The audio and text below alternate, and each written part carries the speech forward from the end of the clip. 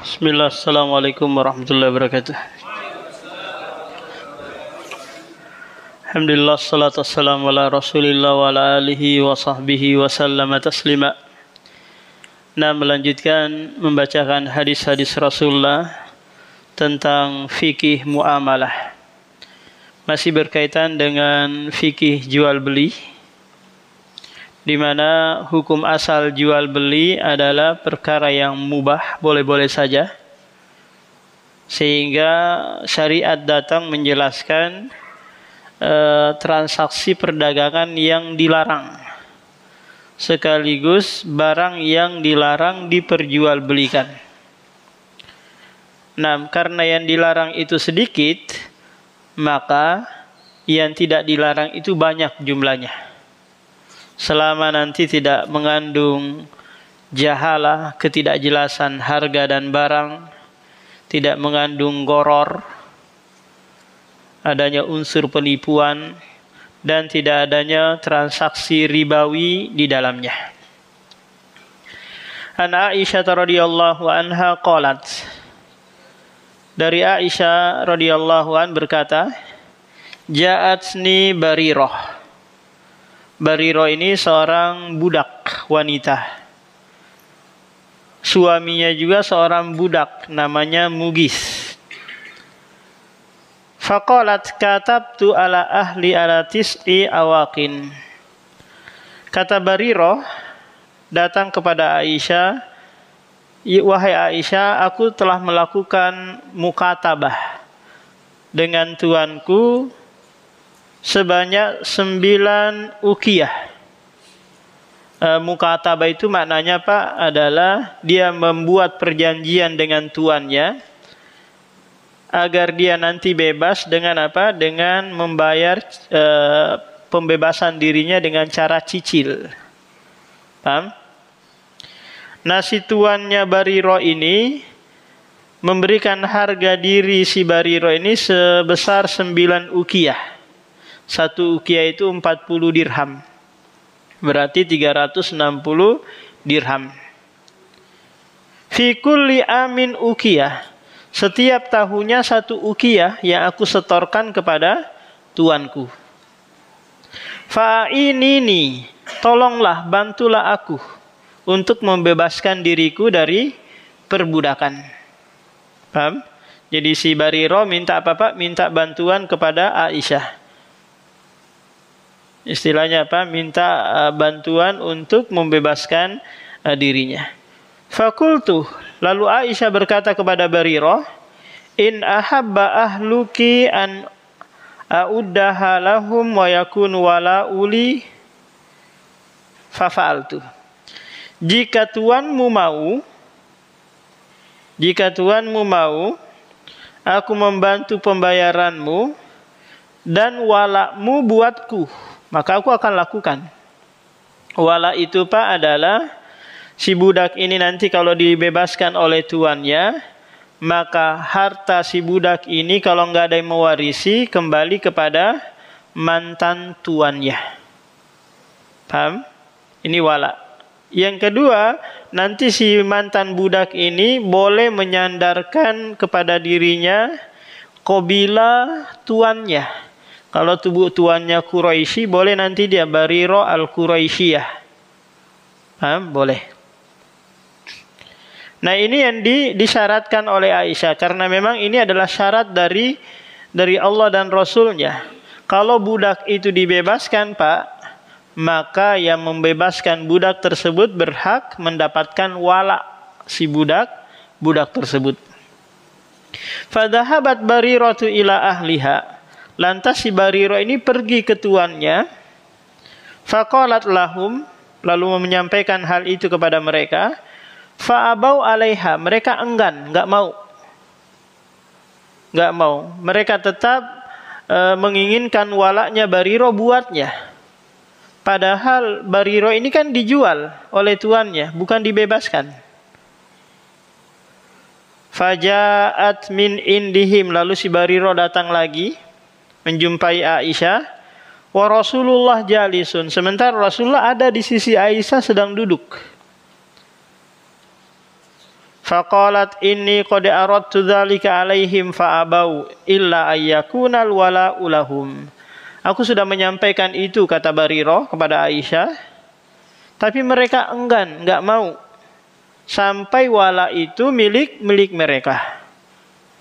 Fasami'an Nabi, lalu Nabi mendengar hal tersebut. Fa'akhbarat Aisyatun Nabi, Nabi lantas memberitahukan, Aisyah memberitahukan kepada Nabi tentang perihal tersebut. Faqala khudhihi, belilah. Washtarati lahumul wala, dan syaratkan mereka wala. Fa innamal wala'u liman a'taqa, hanya saja wala itu bagi yang memerdekakan. Ini ketentuan putusan dari syariat, Pak. Paham? Walaknya nanti si budak yang dibebaskan milik tuan yang membebaskan, bukan tuan yang menjual. Paham? Ini bedanya. Fafa'alat Aisyatu, lantas Aisyah membeli Barirah. Summa qama Rasulullah finnasi, lantas Rasulullah berdiri berkhutbah menyampaikan pesan kepada manusia. Amma ba'du, adapun setelahnya, kenapa orang-orang itu memberikan syarat-syarat yang tidak terdapat di dalam Al-Quran? Apa saja syarat yang tidak terdapat di dalam Al-Quran, maka itu syarat yang batil, meskipun 100 syarat. Ketentuan Allah lebih berhak dan syarat Allah lebih kokoh. Wa innamal wala'u liman a'taqa, dan wala itu bagi yang membebaskan. Ishtariha, belilah Aisyah itu dan bebaskanlah Barirah. Washtarati lahumul wala, syaratkan bagi mereka wala. Hadis yang panjang ini, Pak, memberikan pelajaran kepada kita tentang bolehnya bermuamalah atau jual beli dengan syarat yang batil. Bolehnya bermuamalah atau jual beli dengan syarat yang batil.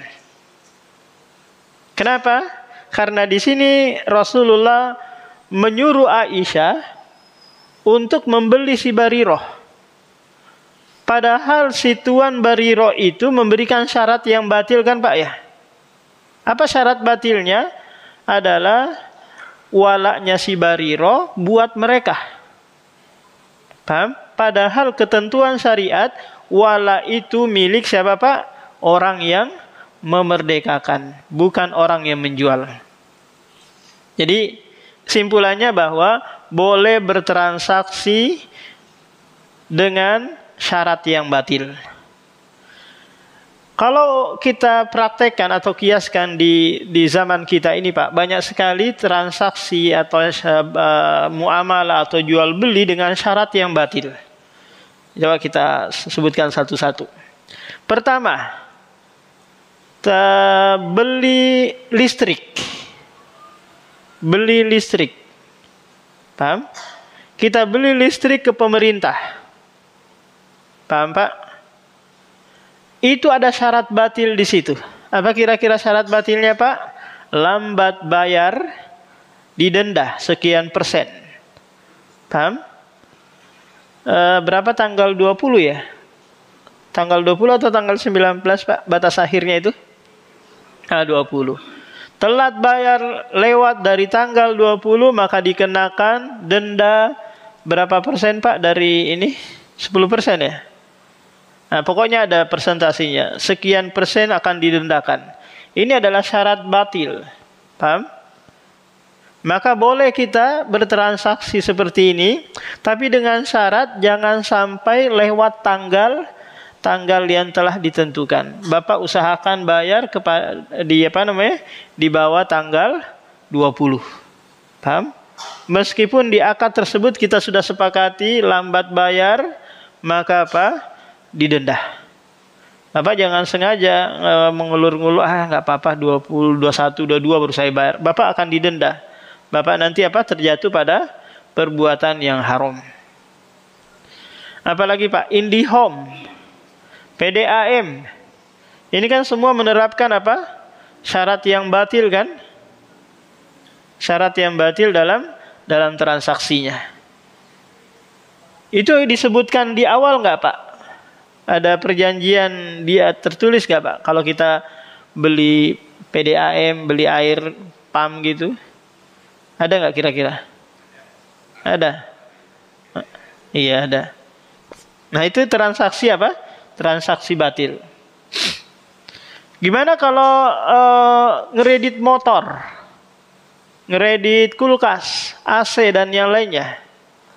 Ada nggak di sana transaksi batilnya? Jika lambat nanti bayar akan didenda sekian persen. Ada? Cuma yang jadi masalah Pak, kalau kita nyicil atau ngeredit motor di dealer, itu mereka memakai orang ketiga. Paham? Memakai leasing atau pembiayaan. Paham? Dimana ketika kita ngeredit, mereka itu langsung apa? Langsung nanti gadaikan ya BPKB-nya ke itu, nanti yang membayar leasing, kemudian kita bayar ke leasing per bulannya. Nah ketika nanti kita nggak bisa bayar kreditan motor tersebut, yang narik siapa Pak? Apakah dealer? Bukan, leasing, karena kita ngeredit ke mereka. Kalau sekiranya kita ngeredit langsung ke ke dealer motor, terus dealer motor tersebut membuat syarat batil, maka kita masih boleh transaksi. Kenapa? Karena di situ terikat, jika terlambat pembayaran, kita usahakan tidak lambat dalam membayar. Paham Pak? Tidak lambat dalam membayar. Sehingga apa? Kita tidak terjatuh pada transaksi ribawi. Nah kalau leasing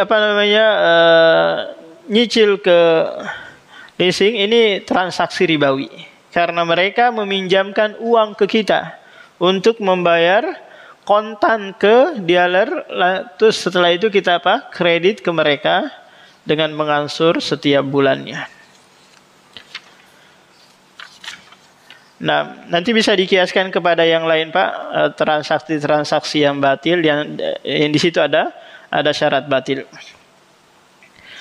Ani bin Umar qala naha Umar an bai'i ummahatil walad faqala la tuba'u wa la tuhabu wa la turasu yastamti'u biha ma badalahu fa idza mata fahiya hurratun.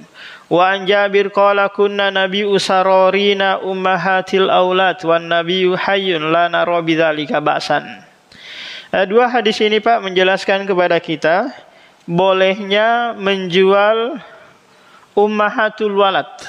Ummahatul walad itu di mana tak kala kita memiliki budak wanita, budak perempuan, lantas kita jima perempuan tersebut, kemudian dia melahirkan anak dari hasil hubungan kita dengan kita, maka ini disebut dengan apa? Ummul walad. Ibunya anak tuannya. Maka nanti boleh bagi si tuan ini menjual budak tersebut. Paham? Meskipun nanti si budak ini otomatis dia akan bebas ketika si tuannya meninggal dunia. Ini sama dengan kasus yang sebelumnya pernah kita baca Pak, di mana tak kala ada seseorang berwasiat akan memberikan sesuatu kepada orang itu, tapi dia ikat dengan kematian. Saya kasih kamu ini kalau saya mati ya. Saya bebaskan kamu kalau saya mati. Paham? Sementara dia butuh uang nih, belum mati tapi dia butuh uang, maka boleh dia menjual sesuatu yang dia wasiatkan tadi itu. Paham? Kenapa? Karena ini belum menjadi kepemilikan sempurna. Paham? Belum menjadi kepemilikan sempurna. Sama kalau saya bapak kasih ke bapak, saya mau kasih bapak ini tisu. Paham? Cuma qadarullah bapak kesana kemari berhari-hari nggak datang-datang, nggak ngambilin tisu ini, maka udah saya terpikir aja untuk menjual tisu ini, maka ini boleh Pak. Kenapa? Karena pemberiannya belum dikuasai sepenuhnya. Kalau nanti dia sudah kuasai tisu ini, maka saya tidak boleh lagi mengambil kembali kemudian menjualnya. Paham? Ini sama halnya nanti dengan anjing yang memuntahkan muntahnya kemudian menjilat kembali muntahnya.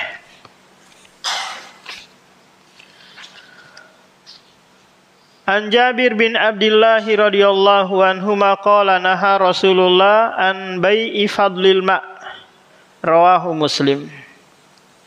Wa fi wazada wa fi riwayatin wa an bai'i dirabil jamali. Wa an Ibnu Umar qala naha Rasulullah an asbil fahli.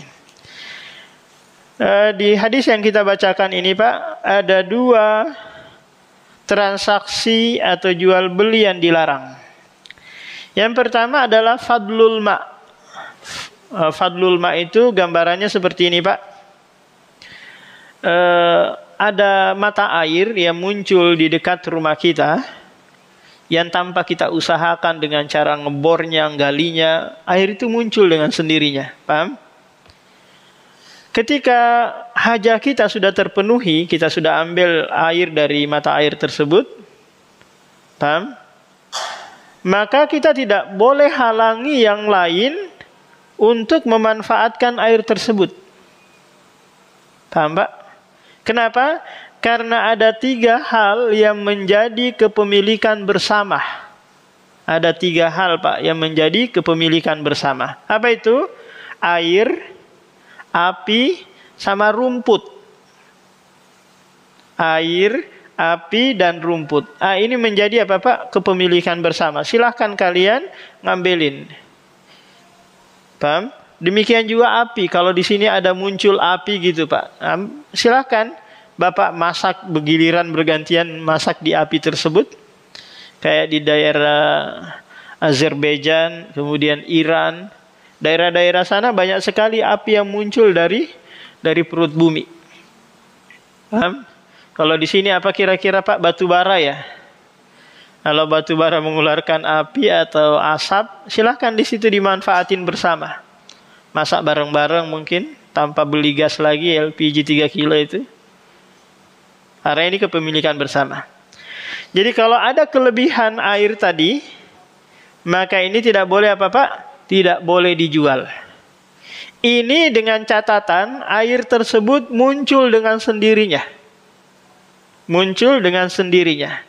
Bukan dengan kita usahakan, kita bor, kita gali. Paham? Atau muncul dengan sendirinya kemudian kita tampung di tandon. Maka ini juga tidak mengapa kita menjualnya. Karena sudah kita tampung. Paham? Boleh. Demikian juga kalau sekiranya tadi Pak, air itu kita bor. Kita gali tanah, kita bor gitu kedalaman 70 atau 80 dapat sumber air. Maka tidak masalah kita jual. Paham? Tidak mengapa kita tidak menjualnya karena kita menggunakan biaya. Paham? Yang disebutkan di hadis ini kalau apa Pak? Kalau air itu muncul dengan sendirinya. Ada nggak kira-kira di sini Pak? Ada sumber mata air, Masya Allah. Ada kira-kira nggak ada ya? Kalau sering banyak di daerah-daerah Jawa, di daerah dekat gunung berapi itu. Transaksi yang kedua Pak, yang tidak boleh adalah dorbul fahal. Dorbul fahal itu gambarannya seperti ini. Saya punya kambing jantan yang menang kontes gitu ya, kambing jantan. Terus Bapak yang punya betina mau mengawinkan betinanya dengan jantan saya ini, sekali tusuk 1 juta. Paham? Atau sekali tusuk 500.000 atau 100.000. Paham? Ini namanya apa Pak? Menjual jasa mengawinkan jantan betina, jantan dengan apa? Dengan betina. Paham? Ini tidak transaksi yang tidak dibenarkan Pak. Kenapa? Karena ada ketidakjelasan di situ. Apakah nanti si betina ini kawin, hamil atau tidak? Paham? hamil atau tidak? Apakah nanti kalau hamil lahir dengan sempurna atau tidak? Mungkin saja dia apa? Keguguran. Maka ini tidak benar. Paham?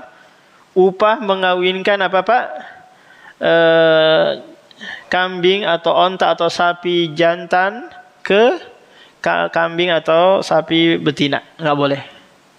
Nah sekarang ada yang canggih sekarang Pak, apa namanya? Kawin suntik. Paham? Kawin suntik. Pernah dengar Pak? Jadi sperma jantan disuntikkan ke vagina betina. Dilihat, kalau sekiranya yang diperjualbelikan ini adalah sperma, maka ini tidak benar. Kalau spermanya gratis dan yang dibayar itu hanya jasa si mantri ini yang mensuntikkan sperma itu ke vagina betina, maka ini tidak mengapa. Paham? Karena yang dibayar hanyalah apa Pak? Jasa, bukan sperma. Paham? Kalaupun nanti spermanya mau dijual, mungkin biaya perawatan saja. Di mana sperma itu butuh ditaruh di suhu yang dingin agar dia tidak cepat tidak cepat rusak dan lain-lain, dan membutuhkan biaya perawatan. Ya sudah, biaya perawatannya saja yang dibayar. Karena kalau sekiranya spermanya yang diperjualbelikan, maka ini ada yang tidak jelas. Dari sisi apa Pak? Dari sisi hasil nanti. Boleh jadi disuntikkan berkali-kali tapi nggak hamil. Paham? An Ibnu Umar radhiyallahu anna Rasulullah sallallahu alaihi wasallam naha an bai'il habalatil habalah wa kana bai'an yabtaya'uhu ahlul jahiliyah, kana ar-rajulu yabta'ul jazur ila an tuntajan naqa summa tuntajul lati fi batniha. Hadis ini menyebutkan tentang transaksi jual beli janin di dalam perut binatang. Binatang apa ini Pak? Tentu betina ya. Saya jual betina ini plus sama yang dikandungnya. Paham? Induknya taruhlah 5 juta. Yang di dalam perutnya 2 juta. Paham? Ini tidak benar. Ini istilahnya ada jahalah, ketidakjelasan Pak. Apakah nanti yang dikandung itu sempurna, cacat, ataukah dia nanti lahir dalam keadaan hidup ataukah mati? Istilahnya Bapak jual beli kucing dalam karung. Kalau sekiranya kambingnya atau sapinya itu hamil, terus dia jual seperti itu, saya jual ini karena dia hamil saya jual 10 juta. Tanpa memisahkan dengan apa? Dengan janinnya. Paham? Tidak ada harga janin. Saya menjual ini ya karena hamil. Nah, silakan dibeli kalau seperti itu adanya. Tapi kalau menjual sendiri janinnya, ini enggak benar.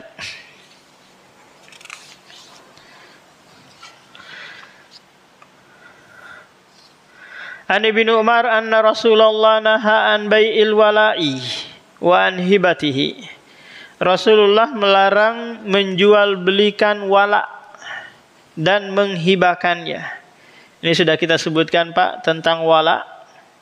Wala itu meliputi 2 hal tadi, warisan, harta warisan dari si budak. Kalau nggak ada keluarganya yang mewarisi, maka kembali kepada mantan tuannya.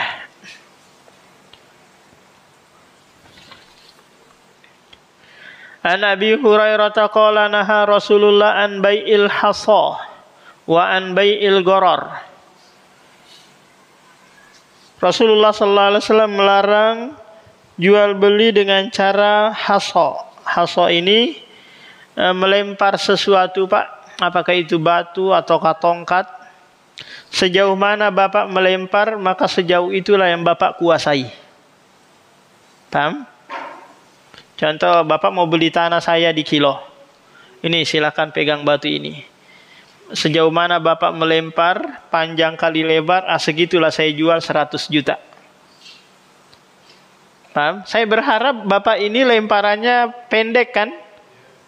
Dia berharap apa lempar sejauh-jauhnya, sehingga mungkin bisa sampai 1 kilo, lebarnya juga 1 kilo. Maka apa? Berapa luas yang dia ini, Pak? Paham? Maka ini apa? Transaksi yang tidak dibenarkan. Karena adanya ketidakjelasan dari sisi yang dihargai. Apa yang dihargai di sini, Pak? Tanah. Paham?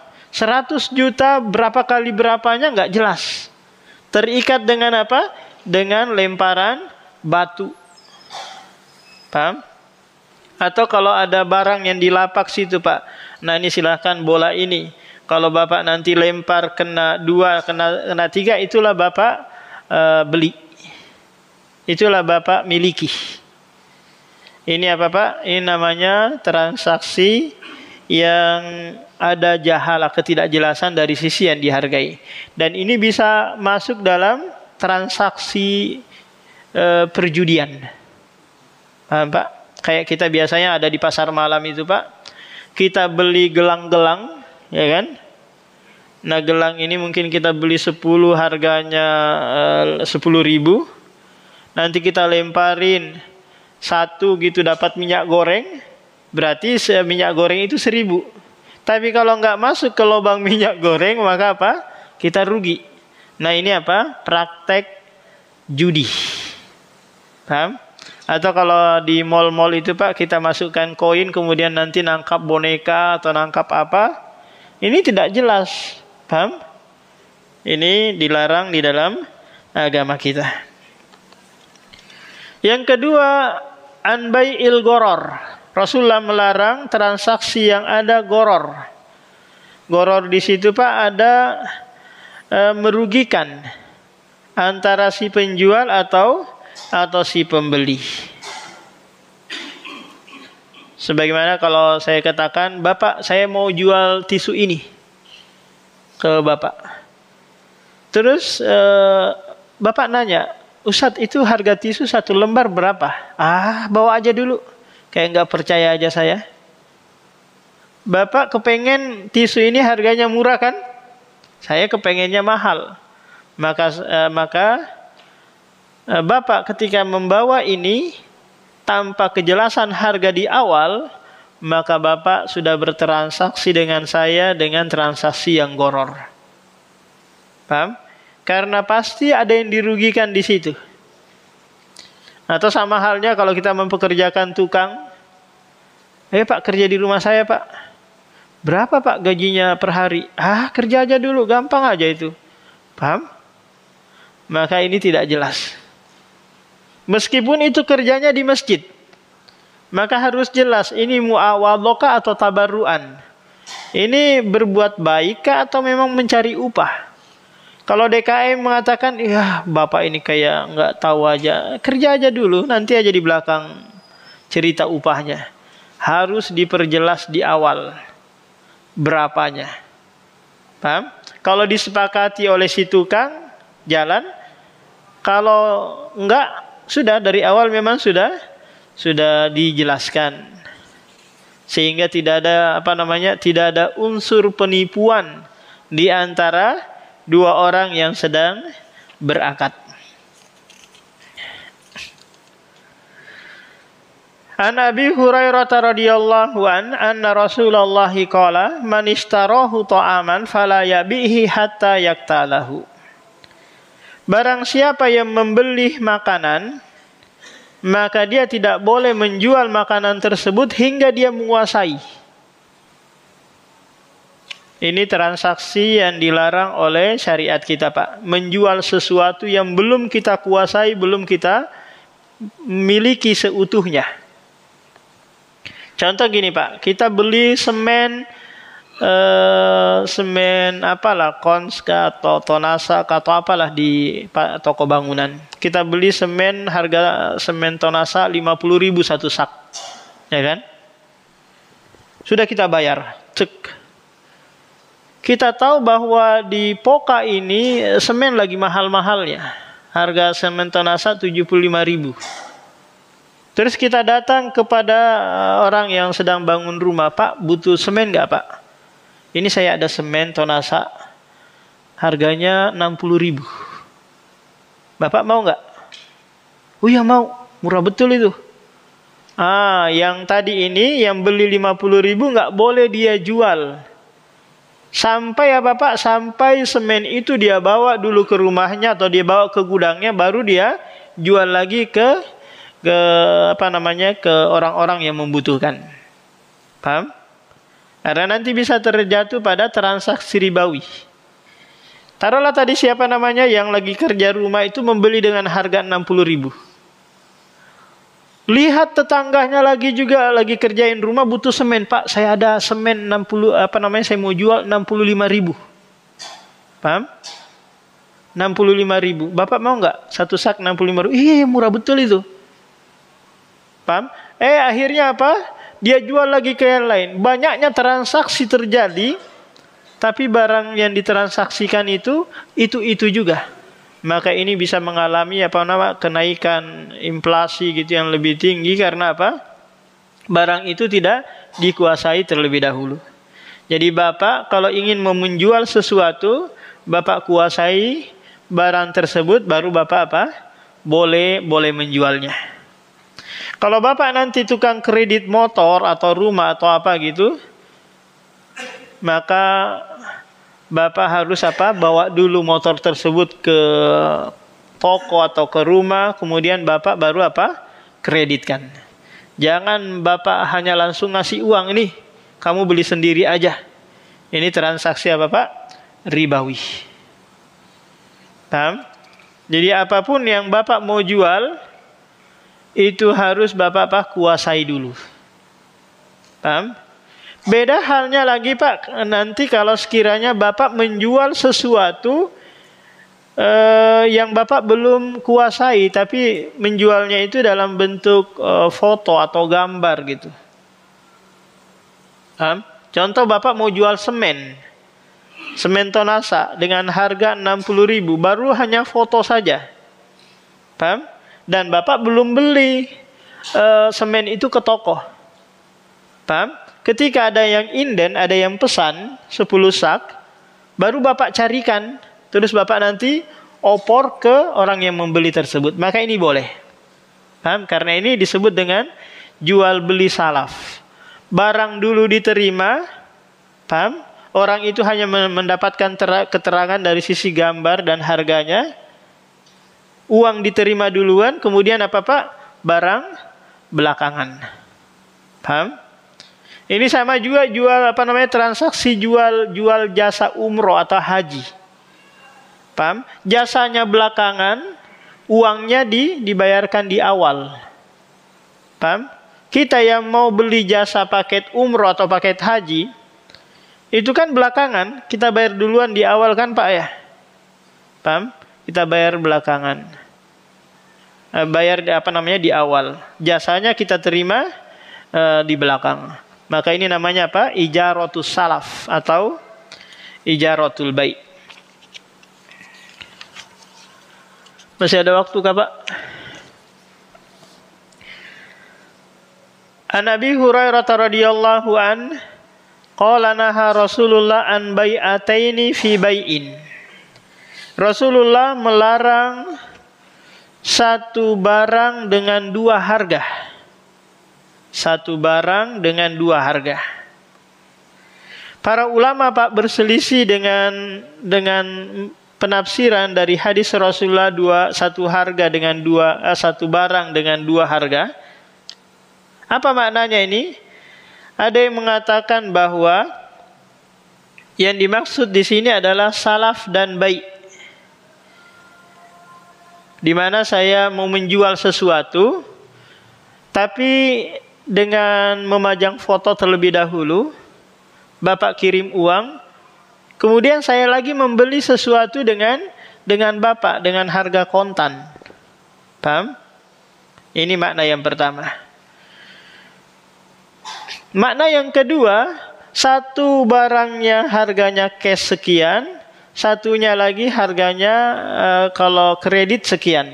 Contoh buku ini saya jual taruhlah 10.000 kalau bayar kontan. Paham? Kalau kredit 12.000. Paham? 1 bulan 1.000 selama 12 bulan. Tapi yang benar lebih mendekati kepada kebenaran bahwa yang dimaksud oleh Rasulullah di sini Pak adalah bai'ul ina. Apa itu bai'ul ina Pak? Contoh Pak, Bapak menjual HP itu ke saya, paham? Taruhlah Bapak itu jual itu HP itu 1 juta, paham Pak? 1 juta. Tapi saya kepengennya kredit. Saya kredit Pak ya HP-nya itu. Saya beli 1 juta tapi saya kredit 100.000 per bulan. Oke Ustaz, nggak apa-apa. Paham? Saya jatuhlah akad. Di mana saya beli itu dengan harga 1 juta tapi bayar kredit. Besoknya saya datang lagi menjual HP itu ke Bapak dengan cara Bapak dengan kontan. Tapi dengan harga yang dibawa dari 1 juta. Pak, saya jual lagi kembali HP ini 800.000. Oh iya, nggak apa-apa Ustaz.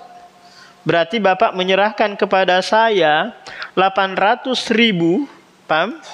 Kemudian saya ansur itu 800.000, 100.000 per bulan sebanyak berapa Pak? 10 bulan.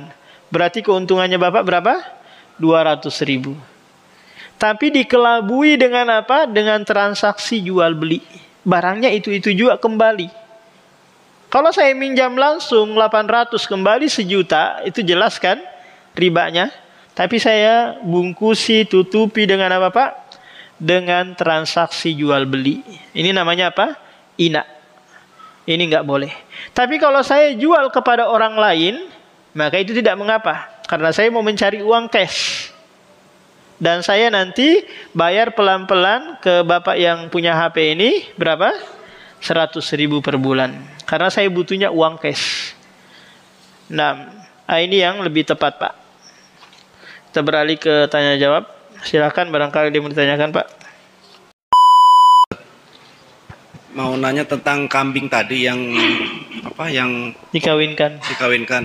Itu kalau transaksinya begini Ustadz, kalau misalnya si yang pemilik jantan bersyarat kan boleh kawin, tapi kalau hasilnya nanti dibagi 2 gitu Ustadz. Kalau misalnya kembar satu-satu, kalau misalnya cuma 1 yang lahir setengah gitu. Itu apa? Itu juga ini Pak, apa namanya, transaksi yang tidak dibenarkan. Karena tadi nggak jelas, paham? Nggak jelas. Kalau sekiranya dia apa namanya, dia yang banyak terjadi itu ngasih upah makan, dia pinjam dulu terus dia kawinin, kemudian dia kembalikin lagi, paham? Kalau ini tidak jelas berapa kali tusuk nanti, berapa yang jadi, nanti yang jadi dibagi, ini mudharabah yang tidak dibenarkan. Ini dia masukkan dalam apa Pak? Dalam hal mudharabah. Beda halnya kalau sekiranya kambing itu sudah, tapi yang bisa mudharabah dalam hal ternak itu yang betina Pak. Kalau jantan kan nggak bisa ya, kecuali penggemukan, nanti hasilnya baru dijual, baru dibagi hasil kan. Kalau usaha seperti itu nggak jelas, paham? Kalau mau mudharabah dari sisi tadi kambing, sapi, onta, betinanya mungkin. Atau jantan tapi penggemukan. Nah, yang lain Pak.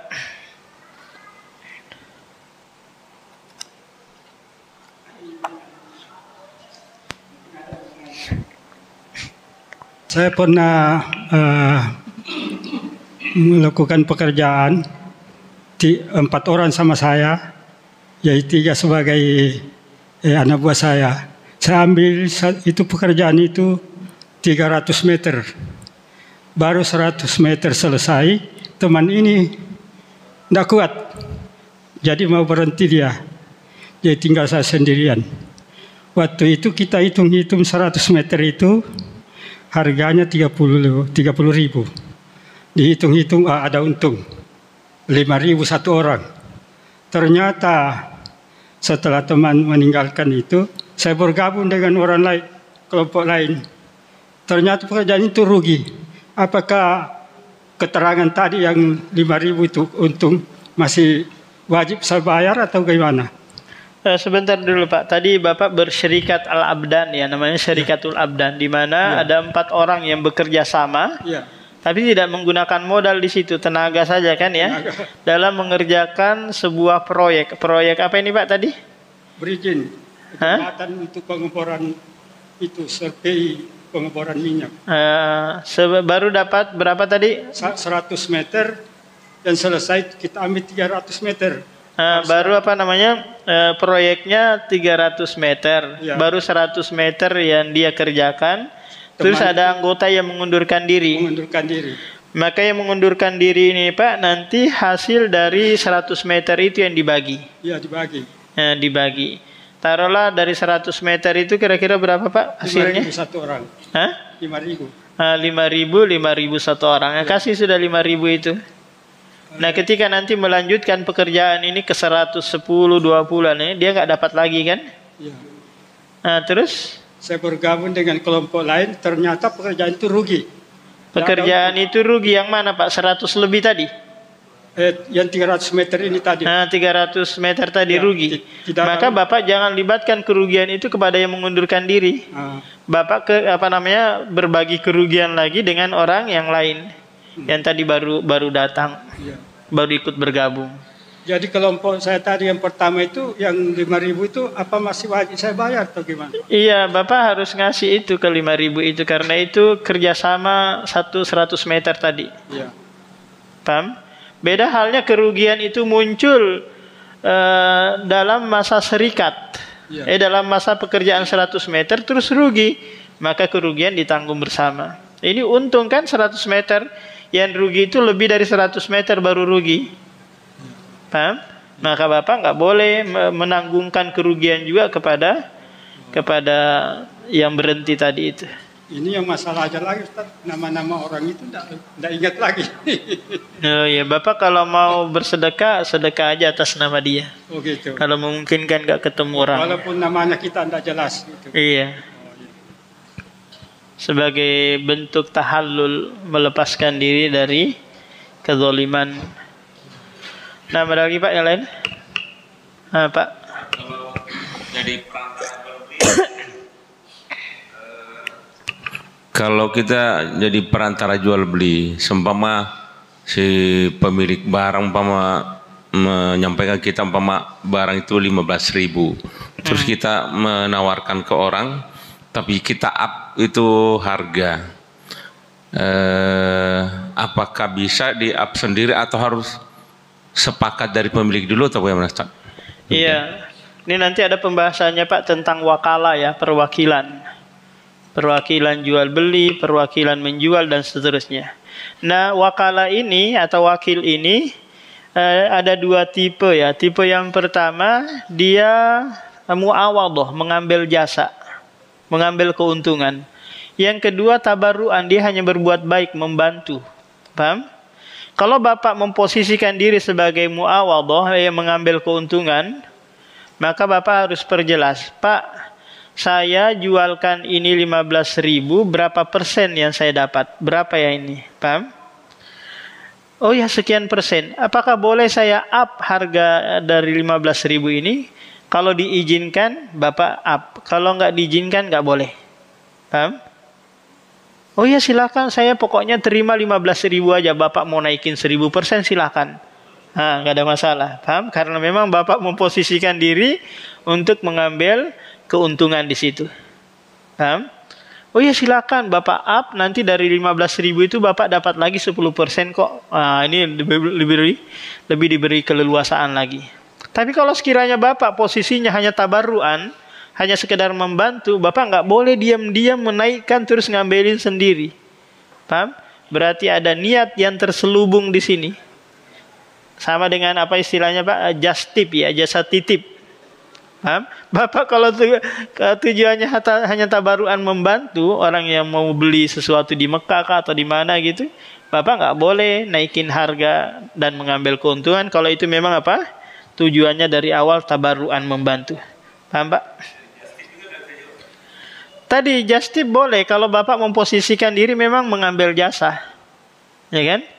Perwakilan yang mengambil keuntungan. Paham?